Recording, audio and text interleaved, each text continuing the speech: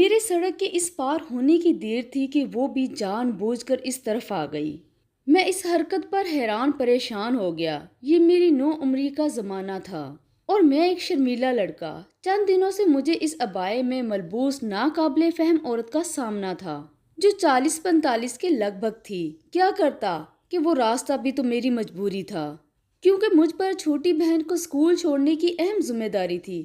اکثر وہ خاتون بھی اسی سڑک پر اپنی بیٹی کے ساتھ دکھائی دیتی تھی۔ اتفاق دیکھیے کہ محترمہ کی بیٹی میری بہن کی ہم جماعت تھی۔ اس طرح کئی روز گزر گئے۔ میں گویا خاتون کی توجہ کا مرکز محور بن چکا تھا، یہاں تک کہ جب میں نماز کے لیے مسجد جاتا تو وہ بھی گاڑی میں بیٹھ کر میری راہ تکا کرتی۔ شب و روز کسی انجان راستے میں گزرنے لگے۔ خاتون کی پر اسرائیت کئی دنوں تک برقرار رہی، یہاں تک کہ ایک روز میں نے چھوٹی بہن اور امی کے درمیان ہونے والی گفتگو اتفاقاً سن لی۔ بہن محو گفتگو تھی۔ وہ پراسرار خاتون بھائی کو دیکھتی ہے کیونکہ ان کی بیٹی کی شکل بھائی سے کافی ملتی جلتی تھی۔ اسے ناحق قتل کر دیا گیا تھا۔ چھوٹی بہن کے الفاظ میرے کانوں میں سائیں سائیں کرنے لگے۔ بالآخر مجھے خاتون کا اضطراب سمجھ آ گیا۔ ممتا کا دکھ مجھے بھی غمگین کر چکا تھا۔